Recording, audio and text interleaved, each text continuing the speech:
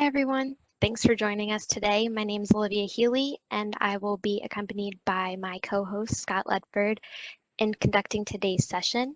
Before we get started today, we are lucky to be joined by Kevin Bush, the Deputy Assistant Secretary for Grant Programs at HUD, and he will be providing a short welcome and introduction for today's session. Kevin? Great, thanks, Olivia. And welcome to everybody, all of our grantees, to this year's virtual problem-solving clinic. I know we would normally do this in person, but as you all are very well aware, these are some extraordinary times. I want to thank Jen, the DRSI policy unit, and ICF for putting this on and making it happen in spite of COVID. And I just wanted to share a few thoughts with you before you continue your convening today. I don't think I have to tell any of you, but it's an absolutely extraordinary time in our country. The COVID-19 pandemic, the resulting economic crisis, unrest in many of our cities. I know this, having just spent the last 4 years working for Mayor Bowser in DC, and the last year working out of our EOC, dealing with COVID and some additional things that the nation's capital had to deal with this year. And it can be hard to stay focused on the disasters that we have already experienced, the disasters that you and your teams are working to recover from. But we need to stay focused, and we need to stay focused on results. And I hope that we can be your partner in that. I'll also add that the president has set incredibly ambitious goals for the administration around building resilience to future storms and hazards, many of which are being made worse by climate change. And as I have often pointed out, the DR and CDBG-MIT programs are probably two of the largest programs in the federal government to actually build resilience to future threats while recovering from the ones we just experienced. I know that many of you have been working to get the DR program codified, and our team's been working closely following that, getting technical input into Congress when it's requested. And I also know that our team values the day-to-day working partnership with you.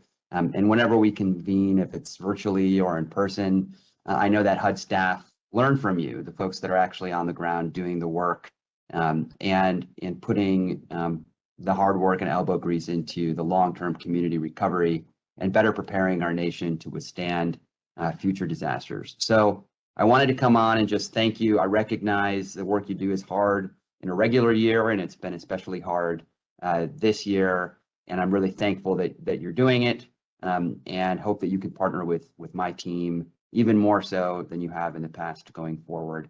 I think together we're going to pull our communities out of this and make them more prepared for the future. So that's it from me, and I think I'm passing it back to Olivia. But hope you all have a great rest of your conference. Thank you. Thanks, Kevin. Thank you for your words. Perfect startup for today, and we should be able to hit on a lot of great topics as we did yesterday and we'll continue to do tomorrow. So thanks for joining us. I'm going to just give us a brief overview of how things run here if it's your first session, and just a reminder, if you're back, thanks for coming back. And just from a logistics standpoint, you do have a different link for each of the sessions for today, so make sure you follow each one of those to get to all the additional sessions. This is our first one for today, and will be followed by 2 additional sessions, and then tomorrow we'll have 3 additional sessions. For today, our speaker will present on their content, and we'll follow that up by a Q&A. We will first hit the questions submitted through our questionnaire that we sent out to registrants in advance. And then we will answer any questions that you guys submit into the Q&A box throughout this session. As a reminder, that Q&A box is located on the right hand of your screen. And if a slide sparks an idea or we get to the Q&A and you want to submit your questions, then feel free to do so, and we'll try to hit them all. Transitioning to welcoming our speaker for today, we have Pat Forbes, who Pat Forbes, who has been the Executive Director for Louisiana's Office of Community Development since July 2011. Pat oversees the housing, economic development, and infrastructure programs that utilize federal disaster, CDBG, DR and MIT funds for the recovery of Hurricanes Katrina, Rita, Ike, Isaac, and the Great Floods of 2016. With that said, I'll hand it over to you, Pat, to let you get going with your presentation. Super. Thank you, Olivia. It's exciting to be here. The state of Louisiana, unfortunately, has had more than our share of disasters, and by virtue of that, have had lots of opportunities for development of affordable and resilient housing, both rental and homeowner. Just for a brief overview of what I'll cover today, historically, affordable housing has meant reducing the cost for construction so you could make as many units as possible, right? There are basically three pieces to that. How much does the land cost, how much does the construction cost, and how much does the financing cost? And those have really been the focus for those of us in this field for some time, but as time goes on, as climate risks become greater and greater, we start to see that designing for that risk and for resilience from those future risks becomes equally, if not more important, to the folks who we are all trying to help whenever we're developing affordable housing. Why does resilience matter? Everybody faces risk, even within this map that you see here. There are communities with much higher risk than might be indicated here. And risk from disasters is not just represented by the damage that might occur to people or to the structures. It's also the long-term effects of those disasters. We've had several disasters here in the state of Louisiana where entire communities were incapacitated essentially for some period of time. In other words, not only do people, if their housing development floods, not only do they lose their housing, they might their job might go away, or they have to move. In order to have temporary housing, they have to move 50 miles from their home, and consequently 50 miles from their church and their job and their school. So this resilience in affordable housing becomes really a key outcome that's required in the work that we do. Another piece of this is that public sector investment in resilience can really help lead the way for others in terms of both demonstrating the values, short and long term, as well as driving the cost down. I think that everybody on the call would acknowledge that, that there are certainly financial benefits to building in resilience into housing, infrastructure, everything that we do. Some of them are listed here, some more obvious than others. We've only recently begun to think of the costs of health care and behavioral health related to disasters and the effects of disasters, but there are very, very real financial benefits to investing in resilience, and I think we're all perfectly aware of that. In addition, though, there are tons of social benefits to resilience that we may not have thought about, and that we've only recently been thinking about here in Louisiana in the last 5 or 6 years, I guess. The impacts on families and communities to being displaced can be devastating for a community. I know that post-Katrina, we saw whole neighborhoods emptied and folks with having difficulty getting back. When you lose that fabric, you've lost some very tangible value in what that community and what that community fabric provides to the larger community. Again, public health outcomes, the stresses of dealing with disaster and the physical and emotional health impacts of that, job losses, environmental impacts. And then in a couple of the examples that I'll show here, loss of historical and other cultural benefits and values.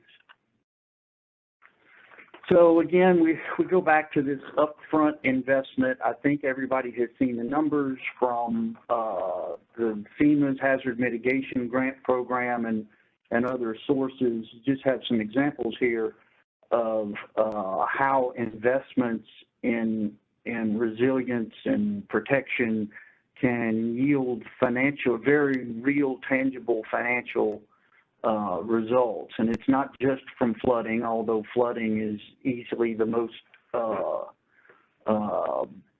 impactful across the United States, at least, and actually around the world.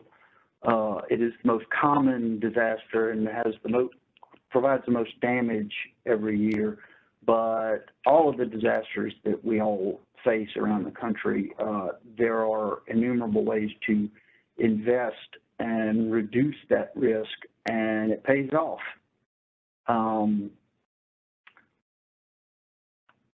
Let's see, sorry. So what I'm going to share with you today are a couple of examples of projects that we've done here in Louisiana. These are both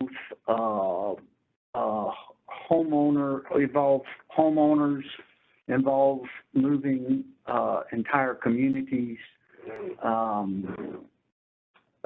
We've also built in resilience, and I'll talk about this less specifically. I mean, no specific projects on the affordable rental side as well as we move through the presentation.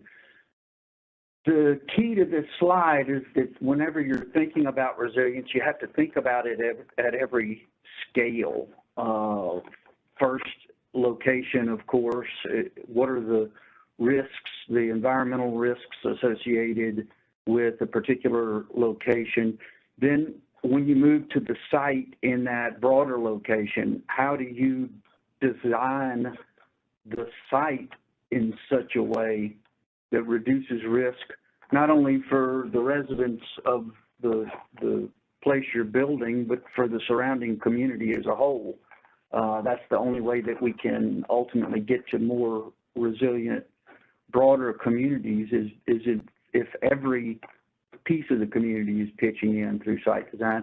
And then, of course, construction materials and methods. How do we make sure that at the structure level, we've reduced risks as much as possible? The first example that I have for you is of a community called Ile-de-Jean-Charles. It's predominantly Native American community. It has been a community, tribal community off the coast of Louisiana, or right in the coast of Louisiana, for generations. The people who live there now, literally their parents and grandparents and great-grandparents grew up on the island. It's now lost 98% of its land to coastal land loss through various different vectors. And we have a project there now through the National Disaster Resilience Competition to move this entire community to a safer spot.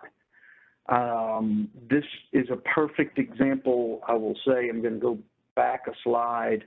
When we're thinking about site location, and it's the importance of resilience, Ile-de-Jean-Charles is right down here off the coast. And whenever we first started talking with the folks who live on the island about what was most important for them and what location made the most sense for them, they had some choices that were right here closer to the coast, closer to the water that's so much a part of their life, but obviously not as safe as some locations that might be further upland and higher. And ultimately, the decision they made was to go to the further upland location, just to make sure that they had the greatest safety and resilience that they could experience in their new home. So the process of designing the new community involved working with the folks who live there, working with stakeholders from around the community, both the existing community and the new spot. The residents have decided to call the new community the New Isle. As I said, it's located about 40 miles inland from Ile-de-Jean-Charles, where they live now. The site design incorporates water storage features to reduce the runoff of water, to provide ample space for runoff from the sites. Interestingly, whenever we got started on this process and we're starting the construction, the grading and everything, the local residents who live around the community were very interested, of course, because they already were experiencing flooding, and they had assumed this was going to make the flooding worse. In fact, the effect of the site design will be that runoff from the site will be slower and less, and will actually reduce flooding in surrounding communities, which has got to be a critical part of how we design going into the future. And then, of course, the structures. They're all off the ground. They are reinforced for hurricane-force winds.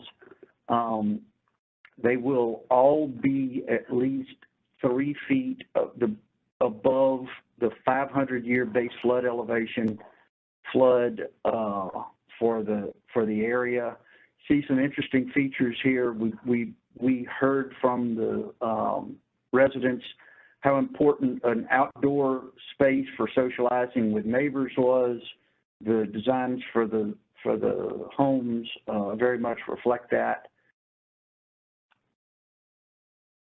Moving on to another example, Pecan Acres, Audubon Estates is the new community. This is another resettlement of community en masse. It's predominantly African American community. They had flooded some 17 times since the subdivision had been built in the 70s. And what this project does is essentially offer an opportunity to get them to a place where they can actually have safe, dry housing. But it's more than that. It is critical, as we discussed earlier on, that the housing be resilient, that it be easily maintained, that the costs not, their annual costs not go up. I'm sure that those of you who work in disaster recovery have experienced this. You understand that what we run into is that the most dangerous areas in our respective states are where they are predominantly populated by our lower income folks, by folks who are more vulnerable in many ways. And so consequently, we've got to make sure that as we get folks to a safer place, that we get them to a safer place that they can afford to live. Taxes can go up. Insurance costs should go down, but a lot of folks were not, especially in Pecan Acres, almost nobody in the community could afford flood insurance because it was a low-income neighborhood. And at the same time, it flooded all the time. It was below base flood elevation, so flood insurance rates were extremely high. So as you're designing the new community, you've got to do that in such a way you can make it affordable for the long run for the people who you are trying to help. Just a few features. It's fortified construction. Again, we've got them 3 feet above base flood elevation. but it also, in the same way, reduces flood runoff and flood risk in neighboring community. An interesting aspect of this project is that the community from which the footprint of the community from which they are moving, by virtue of a unique partnership with the USDA, their NRCS, that will be returned to wetlands so that it becomes an absorptive piece of the floodplain and reduces risk for their former neighbors. So it's really a win in every respect for not only the surrounding community where they left, but where they're headed now. This is maybe the trickiest piece of the work, is knowing your climate risks. We all, our climate is changing, and it's extremely difficult to understand what that looks like right now. In Louisiana, we have had the benefit through our Coastal Protection and Restoration Authority that was started shortly after Hurricanes Katrina and Rita, and their comprehensive master plan for a sustainable coast, and their subsequent work to assess future risks.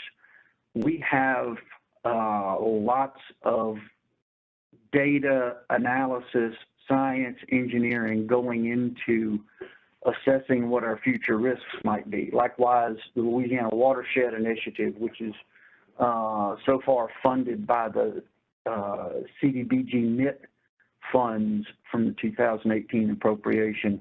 A lot of work going into modeling and future risk, understanding future risk. It's difficult, I guess I'm stating the obvious, but it's difficult to plan for future risk if you don't have a good idea of what those future risks look like. So it's a critical piece of the work, is doing the science and engineering work to start to understand those risks better. Of course, you've heard some of the conversation already about working with the folks who are going to be benefiting from the projects. Is absolutely critical when you're planning your community, that you do that with the community. The plan for Ile-de-Jean-Charles, this is a photo from one of the planning sessions for Ile-de-Jean-Charles, obviously pre-COVID. We worked with residents, we worked with a small steering committee of residents and other stakeholders, and then we take design ideas to the community as a whole. Similar experience in Pecan Acres.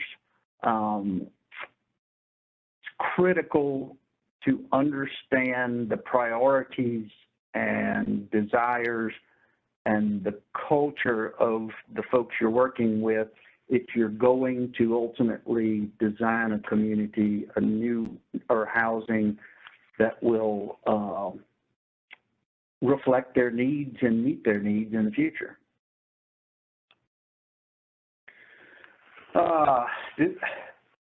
This goes to sort of where we are in the process, as we have through our most recent disasters. We have been going through different iterations of attempts to build resilient, affordable rental housing and homeowner housing. Every time we do that, we come up against higher costs. Building in a resilient fashion has a premium associated with it, right? If you've tried this, I'm sure that you've run into it. Some of that is built around the developers and contractors' lack of familiarity with certain techniques, with approaches to design and construction. And so one of the things we're doing is incentivizing or requiring resilience. I mentioned earlier the 500-year floodplain. It's prime program that's in the second bullet here, we insisted that even to be eligible for funding, a development would have to be outside of the 100-year floodplain and above the 500-year floodplain. You can also incentivize that with points for resilience, points for sustainable construction techniques, and you can also have requirements. So in the short run, what that gets us is more resilient housing for people who most need it.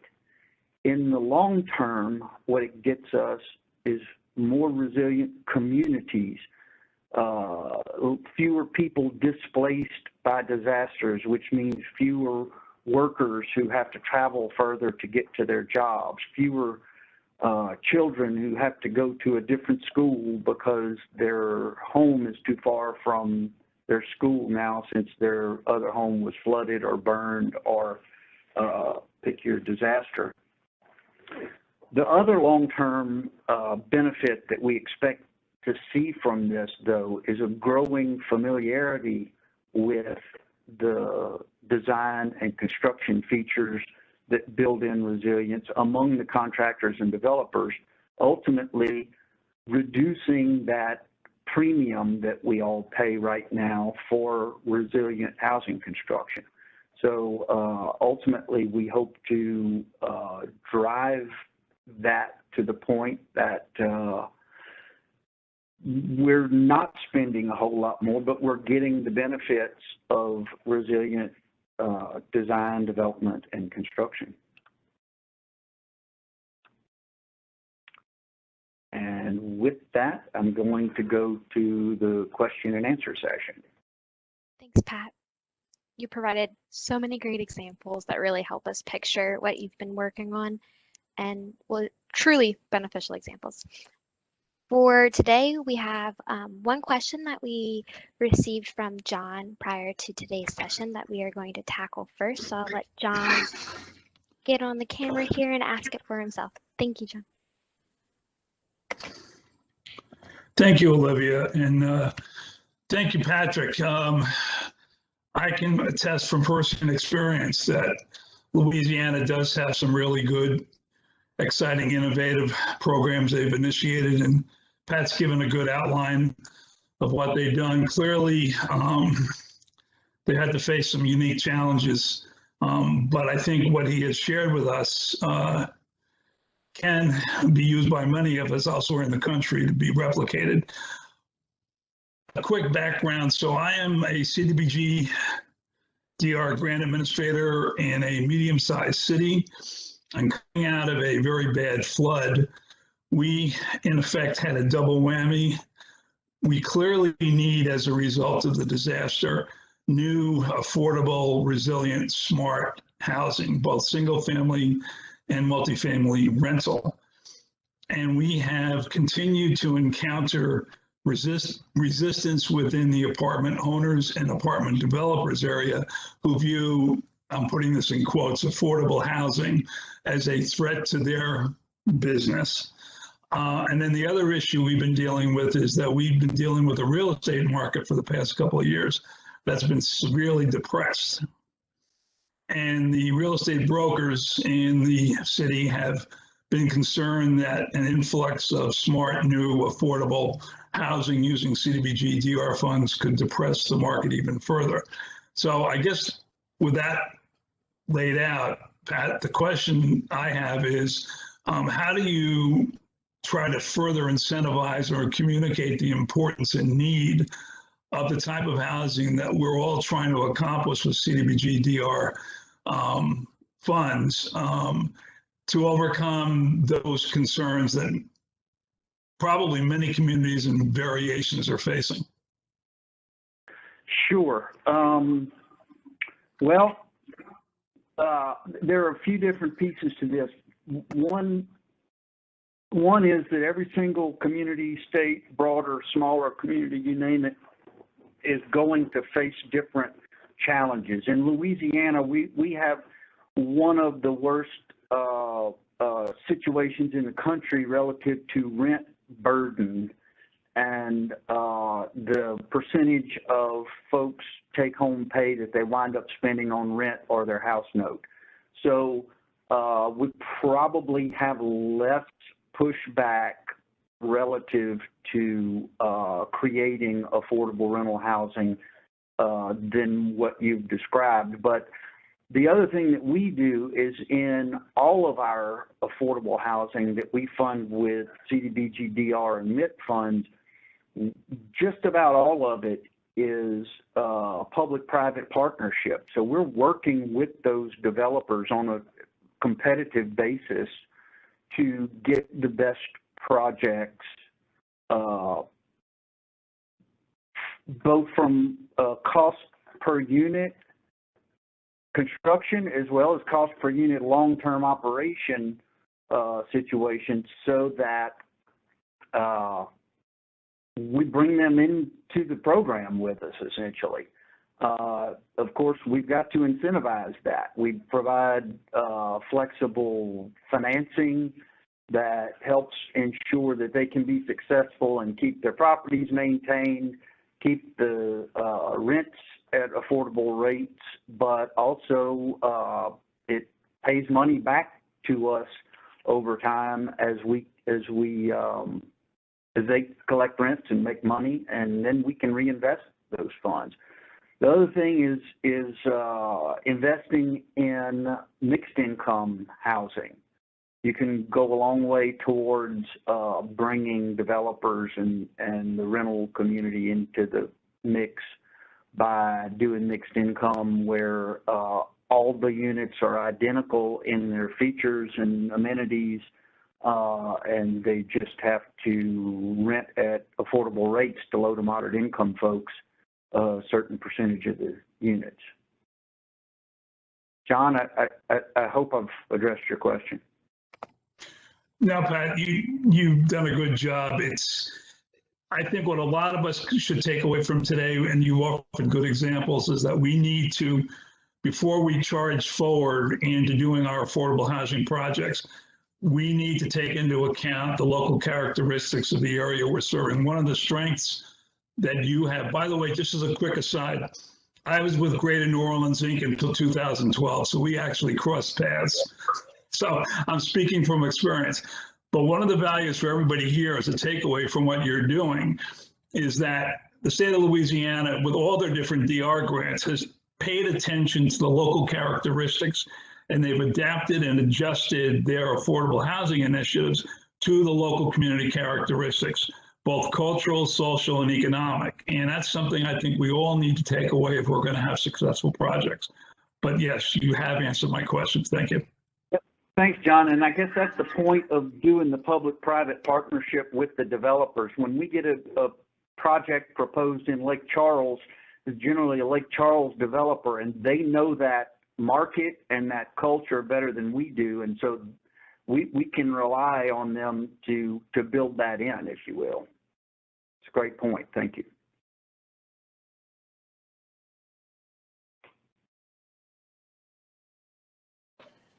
All right, well, we'll tackle some of the questions coming into the Q&A box now.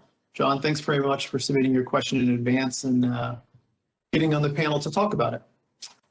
So from the Q&A box, we'll start first with a comment that says, just want to thank you for highlighting the resident level impact of resilience.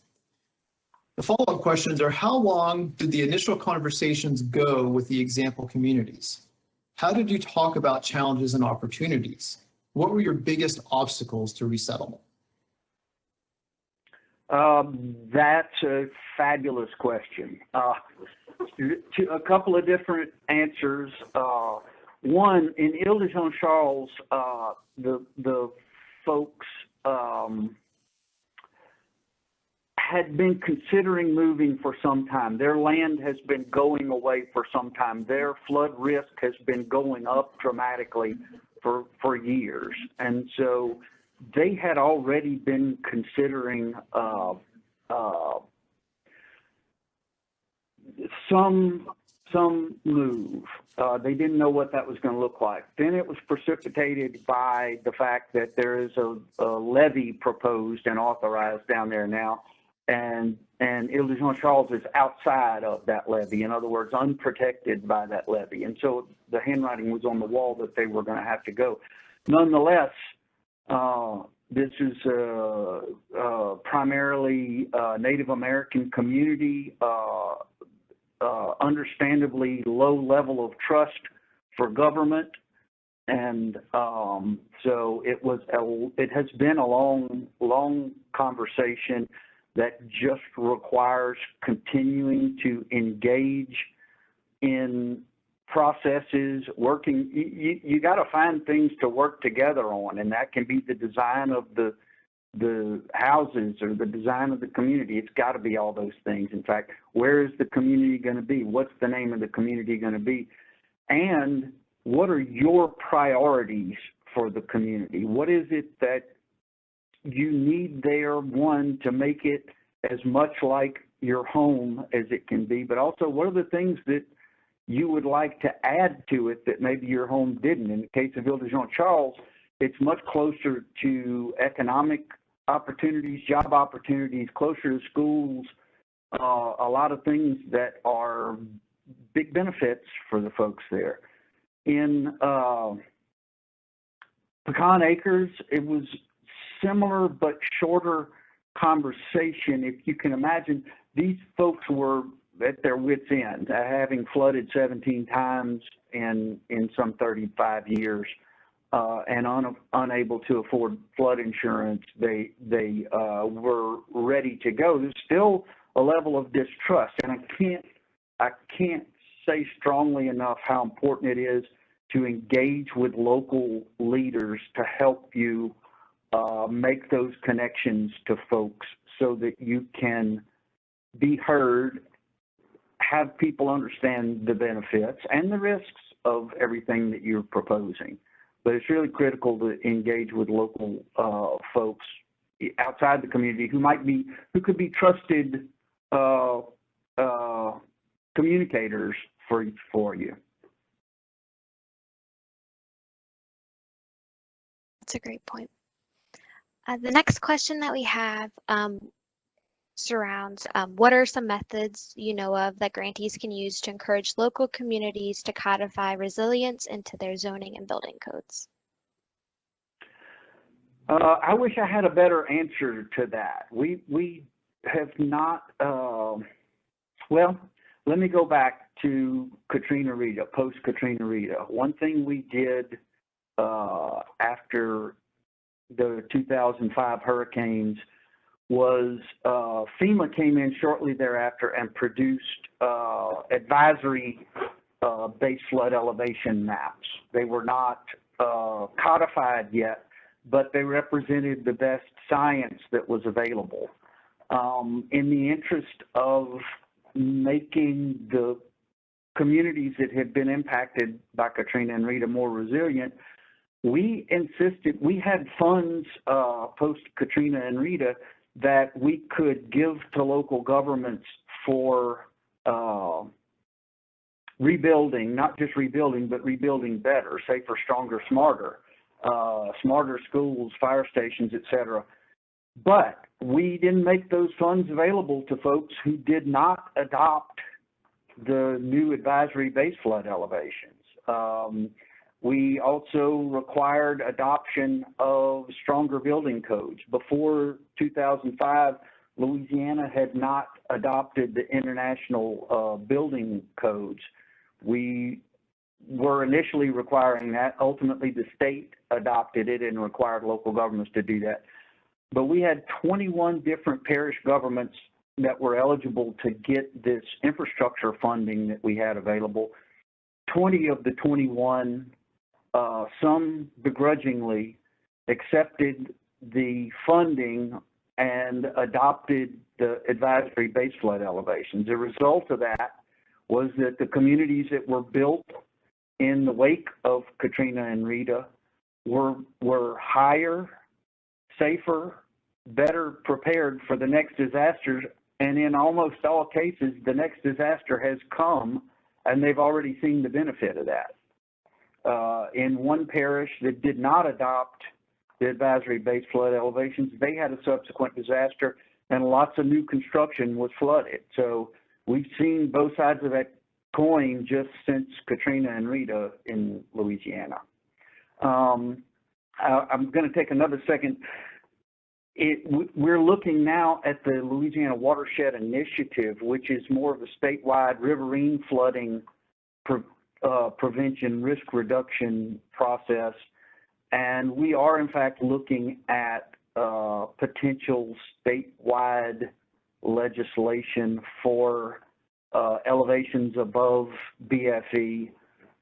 Don't know when or what shape that's going to take. What we do know is the local governments and leaders and stakeholders with whom we work on a regional watershed level are all very much interested in how we make that happen. What we've described is that it has to have support both at the top and the bottom. You can't just drive it from the state level. You've got to have local folks who are out there cheering on the event, who understand the value of it.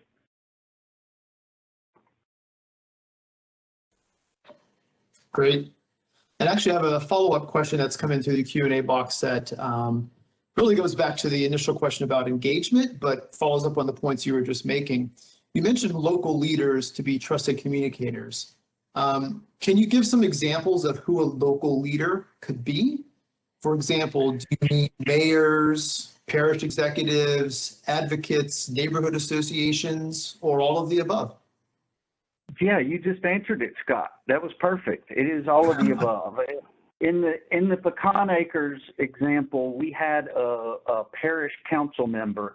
Pecan Acres was in his district, and he literally spent time going from door to door. He knew everybody who lived in the neighborhood, and he talked through with folks about what we were trying to accomplish, about what that was going to mean to them, both from what risks they might face by taking us up on it, but what the advantages could be.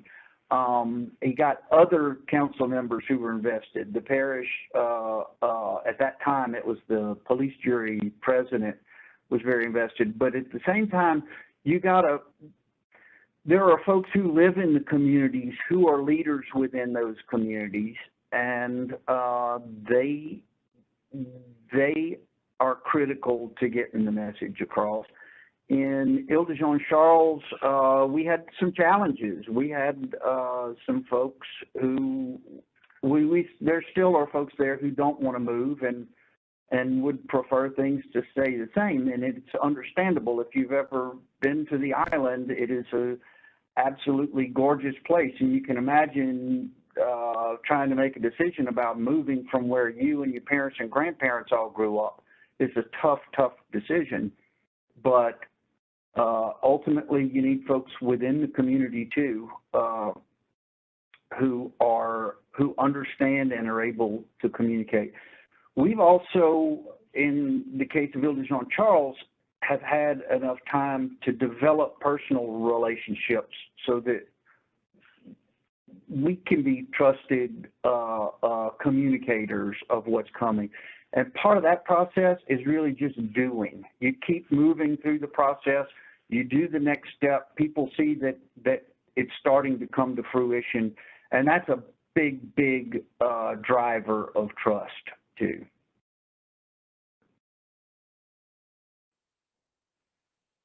Thanks. We have another question that came in relating to, or just touching back on cost being a big issue, and that they're finding builders and developers are not eager to accept CDBG-DR award with the program cap when increased materials costs keep rising. Can you speak to meeting HUD's expectations of documenting costs are reasonable and necessary while also providing enough incentive to cover fears of increased material costs? That might be a little beyond my expertise, but I will tell you a few ways that we get CDBG funds into the construction that might help alleviate some of those concerns.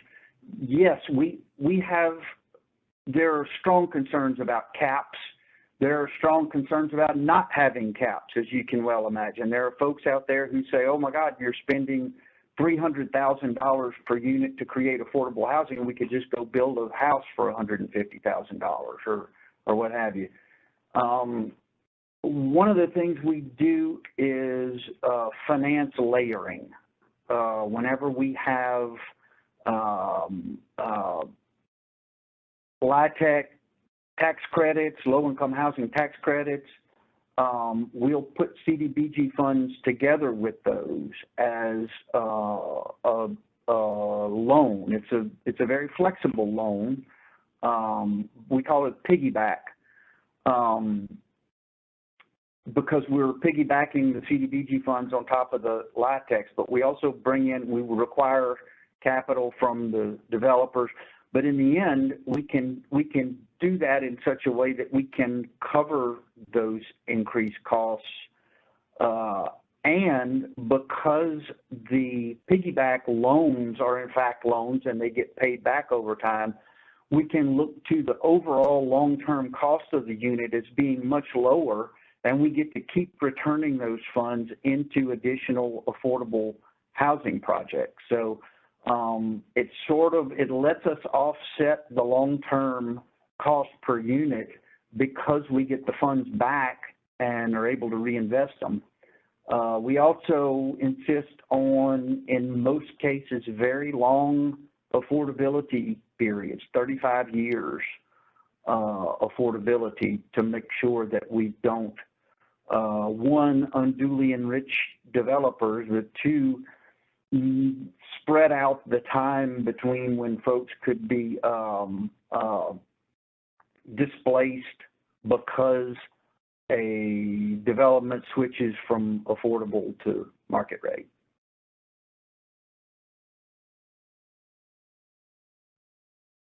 Great, thanks, Pat. So I think it's a great question because the costs are driving almost everything we're doing now. All these increased construction costs, the lumber, everything, we're having to relook at several things now, both at the homeowner level and in the multi-unit affordable rental development level. It's a compelling question that we don't have the answer to yet. So I'm going to go back to one of the previous answers you were giving. And in your programs for which entire communities are encouraged to relocate, and you were just talking about this in the context of Ile de Jean Charles, how do you handle those who do not want to leave? Great question. We had two different examples. Ile de Jean Charles is completely voluntary. Pecan Acres, by virtue of that combination with the NRCS funds and the fact that we needed to turn the old subdivision back into a wetland, we needed 100% participation, but we were not willing to compel that. We weren't going to do takings or anything like that.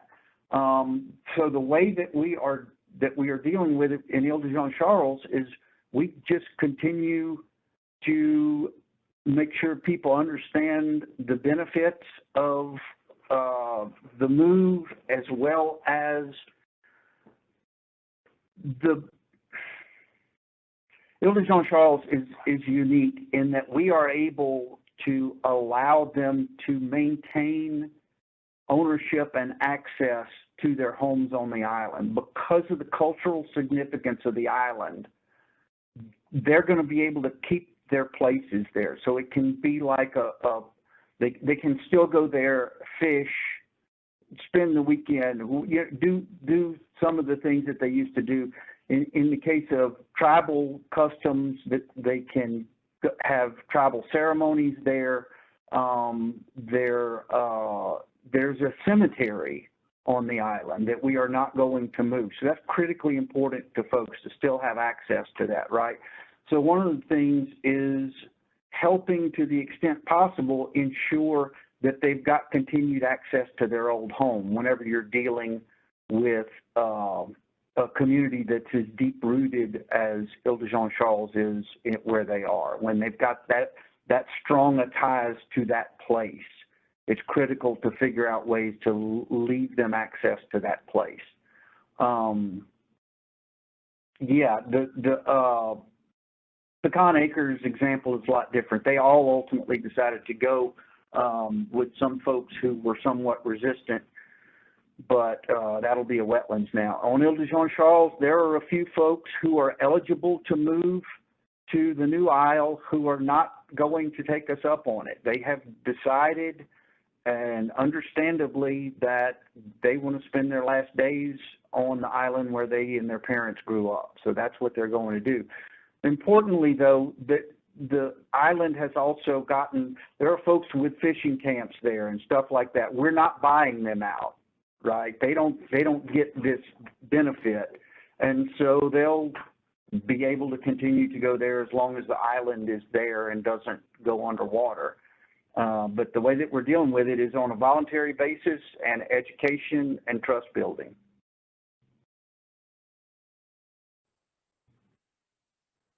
Great answer, and obviously applicable to what you've been doing. Does Louisiana ever have multiple public and nonprofit entities trying to help the same communities you're working with? If so, how do you coordinate and get a shared plan and approach? We often do. I wouldn't say that it's the norm necessarily. Probably the norm is that we'll reach out to nonprofits that seem to have a nexus. Their work has a nexus with what we're trying to do. In some cases, that's financial and homeowner counseling, things like that. It might be lending. That's a big thing that I would say to folks is figure out ways to work with lenders. Often you're going to have opportunities for people that even with some of your subsidies, they can't afford it, and they're going to need some sort of flexible lending vehicle that can be very important to you. You can work with nonprofits on that. We've worked with nonprofits. In this case, they did reach out to us in some post-disaster reconstruction work. We've run into folks who, for one reason or another, could not become eligible for a rebuilding program that we have, but we can connect them with nonprofits who will go help them get their home livable again. And that went in both directions. We knew of organizations that were doing that, but we also had organizations reach out to us wanting to help with that kind of work. So it goes in both directions.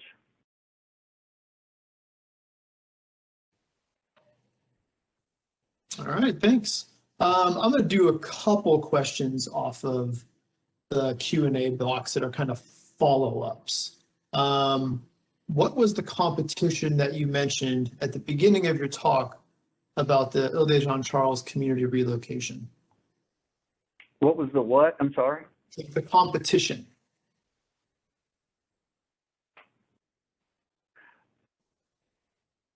I don't, I'm sorry, the National Disaster Resilience Competition. Okay, post-Sandy, HUD was appropriated and allocated billions of dollars for recovery, and when they got a few years into that recovery process, they decided that they had $1 billion that they wanted to invest in resilience, innovative resilience projects. And so they held, with the Rockefeller Foundation, they held a $1 billion competition for funding for innovative resilience projects. There were some 67 eligible applicants around the country. They ultimately awarded 13 different grants. We got one of those. We got a $48 million grant for the resettlement of Ile-de-Jean-Charles. We also got a $40 million grant for something that we call LA Safe. It's strategic adaptations for the changing environment. It's essentially looking at, if we know we're going to live in the coast, we've got the biggest shipping, fishing, and oil and gas industries in the nation here on our coast. We're going to have people living and working there. How do we adapt to this changing climate and make sure that we're able to still thrive there? And so we were awarded $40 million for doing that. There were projects in Virginia, North Dakota, New Orleans, all over the country that were awarded funds to go do interesting, resilient things that might not otherwise be funded with CDBG funds in the course of your normal disaster recovery work. Great, and just one more follow-up, which might actually give us a nice lead-in to the closing slides here. Says the mixed method is how we incentivize developers in the Florida Keys. Will Pat share the Louisiana Resiliency Report? Share what? I'm sorry, Scott? The Louisiana Resiliency Report. Reports? Yes. Yes, we're happy to share anything that we have. I will say that by virtue of having had so many disasters, we have a long history of disaster recovery and mitigation, and we are always eager to share anything that we know or have with anybody, not the least of which reason is that we always learn from other folks whenever we go through that process too. So yes, we're happy to share anything that we have and that can be beneficial. Yeah, and let me pull up the resources that you've pulled together for everyone today. Oh yeah, thank you. So yeah, we have a website on Ile-de-Jean-Charles. We have a website for LA Safe, as well as the Watershed Initiative. LA Safe is mostly coastal. It's a framework for adaptation based on level of risk, and it includes even very low risk areas and how do you make low risk areas more able to absorb folks as they move away from riskier areas. Oh, and there is even there's the link for the NDRC that I mentioned earlier that you had a question about, Scott. Thanks. So that actually brings us to the end of our presentation. Pat, thank you so much for answering all these questions, and your presentation. You provided an incredible overview and really strong takeaways for people to apply within their own programs, and just very helpful tips. We will My take pleasure, thank you. Thanks. We will take a 30-minute pause for our next session. You guys can just join on that link, and we look forward to seeing you in a little bit. Thank you for your time. Thanks so much for having me. Bye, you guys.